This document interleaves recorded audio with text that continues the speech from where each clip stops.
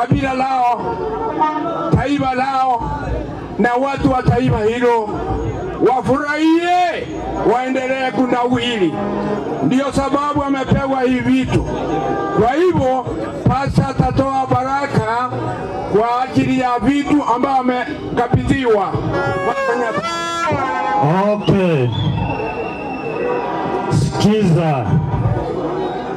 Biblia inasema atawalaye wanadamu kwa haki, ni Samueli wa pili 23 mstari wa 3. Biblia inasema atawalaye wanadamu kwa haki, akitawala katika kicho cha Mungu, atakuwa kama nuru ya asubuhi, jua lichapo asubuhi isiyo na mawingu,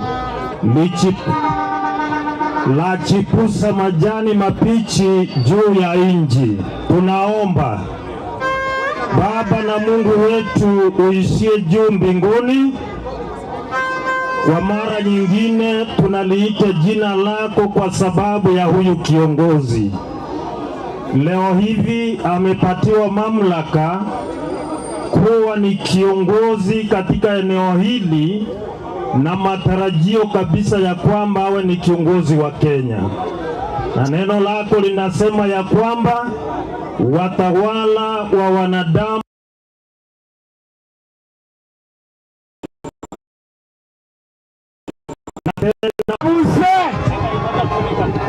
tuwabaire umwitomerabuze tumewapatia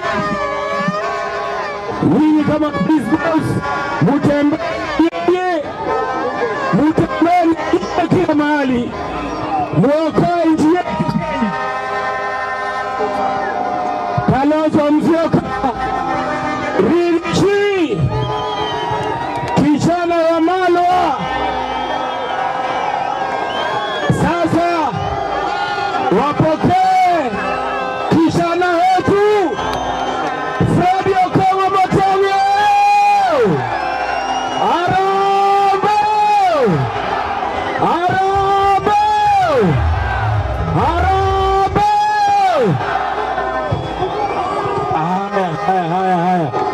Rigathi, Fred, Rigathi, tumekupatia kijana wetu. Tumekupatia kijana wetu. Mufanye kazi. Kalonzo Musyoka, tumekupatia kijana wetu.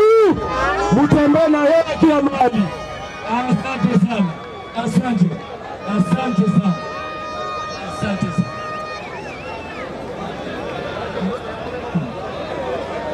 Asante sana. Asante sana.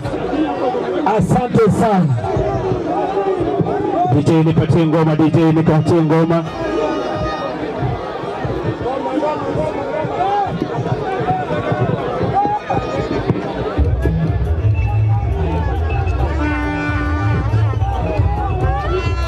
Wapi la muziki, wapi la muziki DJ?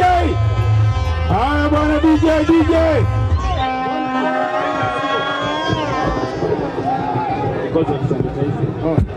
Haya.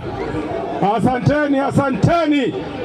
Omo kwana libomo usinilo. Nilo. Watu wa Kerenyo hoye. Watu wa Nyamira hoye. Omo usi hoye. Asante sana.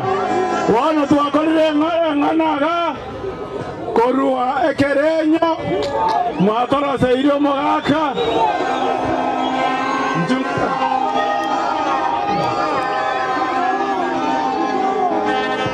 Haya mzee Ongeri.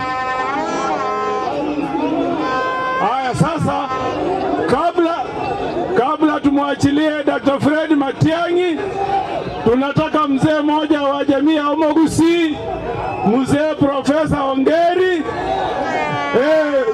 Vijana muko? Vijana wale? Arambe! Haya tutulie tuendelee. Sasa naomba tumpatie mzee Profesa Ongeri aongee kwa niaba ya wazee wa jamii ya Omogusi. Profesa Ongeri.